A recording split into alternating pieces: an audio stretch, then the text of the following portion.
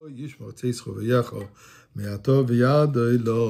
friends, take some tzedakah, let's put it in. And I want to ask you a question. How would you react if somebody would tell you, take a sheep into your home for 4 days, you're going to slaughter it, and then you will be a free person? Sounds odd. But this is what happened actually in Egypt. Just before God finally took us out of Egypt, Moshe Rabbeinu came with a commandment on behalf of God that every family has to take a sheep into their home.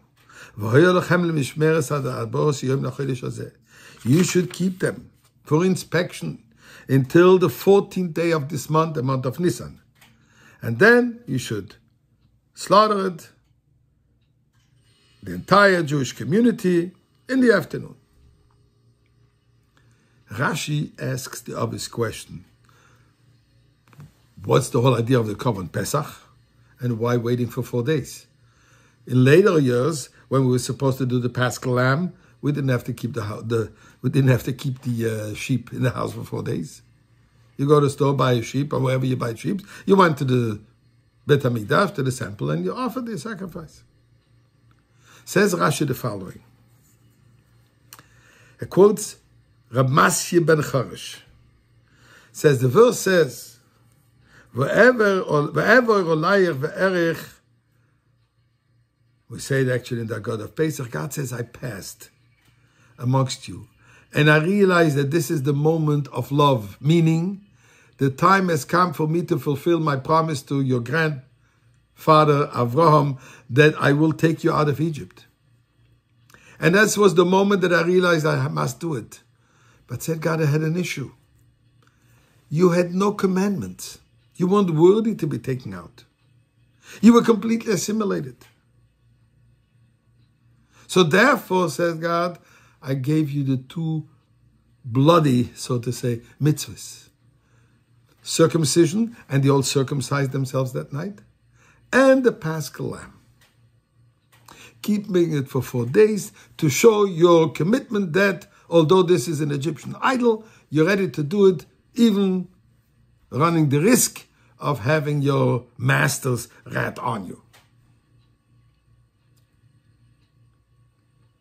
And then it continues. I saw that you were so completely involved in idol worship, and it brings the pasuk, Gam im bedam berischo sholachti asiraich mi boir ein b'mayim. I've taken you out from a pit that has no water. What is the idea? I took you out from the pit that has no water. And you were completely involved in idol worshipping. So the Rebbe points out the message over here. How come the Jews were so involved in idol worshipping? It is so not Jewish. It is against everything they inherited from their grandparents. In fact, they kept their Jewish identity. So how come they were totally immersed in idol worshipping? But the answer is, the pit had no water. When a person is empty of positivity, then it could be filled with all negativity. Says the pasuk, I couldn't take you out of exile because you were empty from positivity and it was filled with negativity. So we had to empty, first of all, that negativity and immediately putting in some mitzvah, some positivity. A person once came by in front of the Rebbe and tells the Rebbe, Rebbe, I need your blessing. I'm an empty vessel. So the Rebbe says, oh, that's a big accomplishment.